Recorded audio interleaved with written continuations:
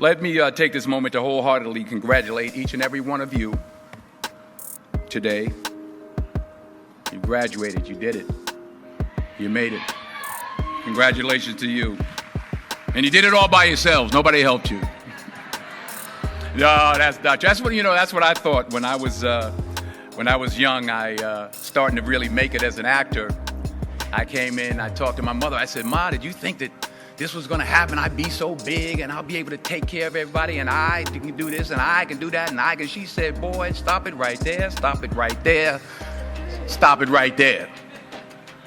He said, "If you only knew how many people that have been praying for you, how many prayer groups she put together, how many prayer cloths she gave me, how many times she splashed me with holy water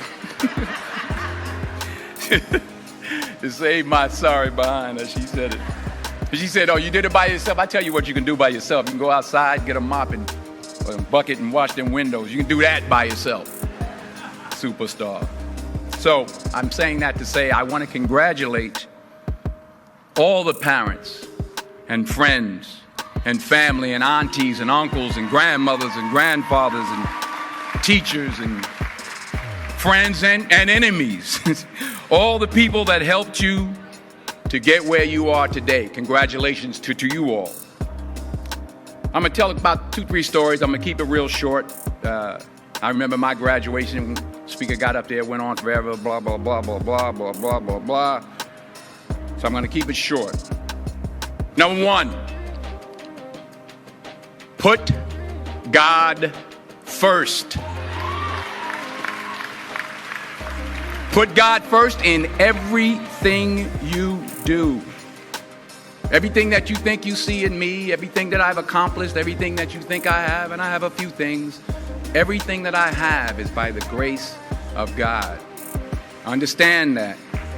It's a gift. 40 years ago, March 27th, 1975, it was 40 years ago, just this past March, I was flunking out of college.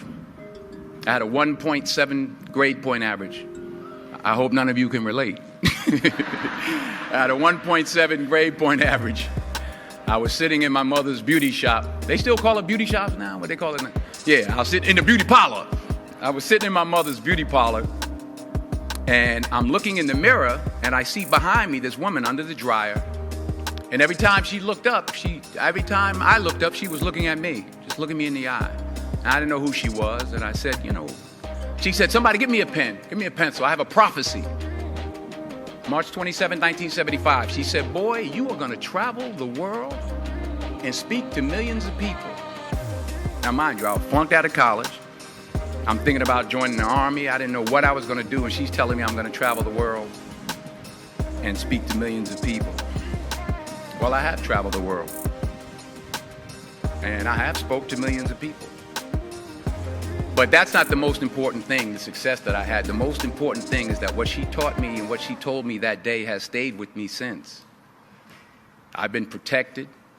I've been directed. I've been corrected. I've kept God in my life, and it's kept me humble. I didn't always stick with him, but he always stuck with me. So stick with him in everything you do.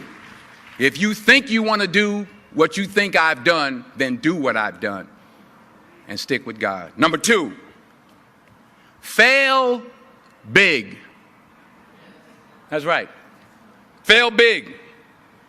Today's the beginning of the rest of your life, and it can be very frightening. It's a new world out there. It's a mean world out there, and you only live once. So do what you feel passionate about.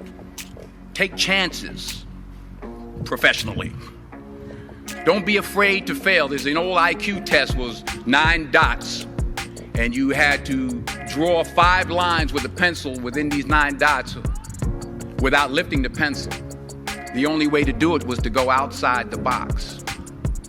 So don't be afraid to go outside the box. Don't be afraid to think outside the box. Don't be afraid to fail big, to dream big. But remember, dreams without goals are just dreams. And they ultimately fuel disappointment. So have dreams, but have goals. Life goals, yearly goals, monthly goals, daily goals. I try to give myself a goal every day. Sometimes it's just to not curse somebody out. Simple goals, but have goals. And understand that to achieve these goals, you must apply discipline and consistency. In order to achieve your goals, you must apply discipline, which you have already done, and consistency every day, not just on Tuesday and miss a few days. You have to work at it every day. You have to plan every day. You've heard the saying, we don't plan to fail, we fail to plan.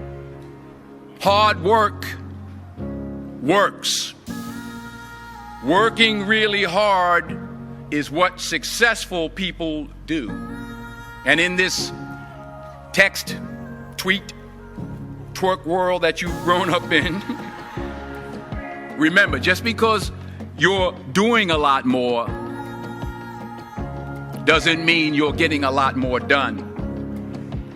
Remember that. Just because you're doing a lot more doesn't mean you're getting a lot more done. Don't confuse movement with progress. My mother told me, she said, yeah, because you can run in place all the time and never get anywhere. So continue to strive, continue to have goals, continue to progress. Number 3, you'll never see a U-Haul behind a hearse. I'll say it again. You'll never see a U-Haul behind a hearse. I don't care how much money you make, you can't take it with you. The Egyptians tried it. They got robbed. That's all they got. You can't take it with you. And it's not how much you have. It's what you do with what you have. We all have different talents. Some of you will be doctors, some lawyers, some scientists, some educators, some nurses, some teachers. Yeah, okay. Some preachers. The most selfish thing you can do in this world is help someone else. Why is it selfish? Because the gratification, the goodness that comes to you, the good feeling that I get from helping others, nothing's better than that.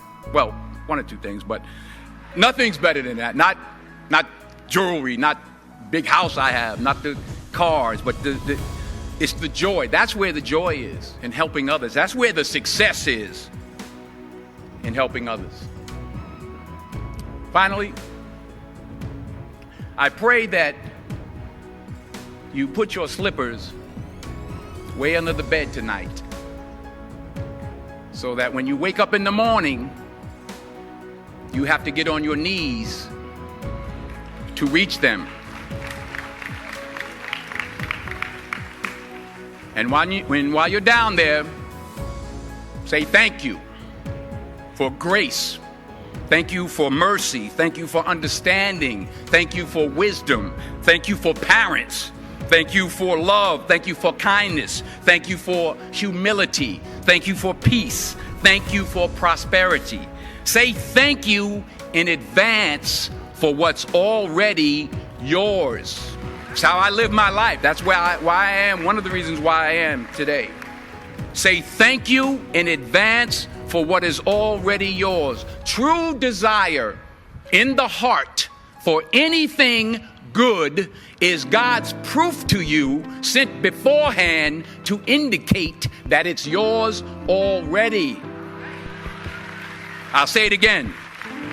True desire in the heart, that itch that you have, whatever it is you want to do, that thing that you want to do to help others and to grow and to make money, that desire, that itch, that's God's proof to you, sent beforehand already to indicate that it's yours. And anything you want good, you can have. So claim it. Work hard to get it. When you get it, reach back. Pull someone else up.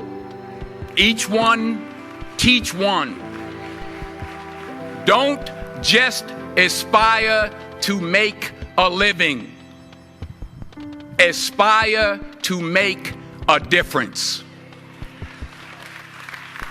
Thank you.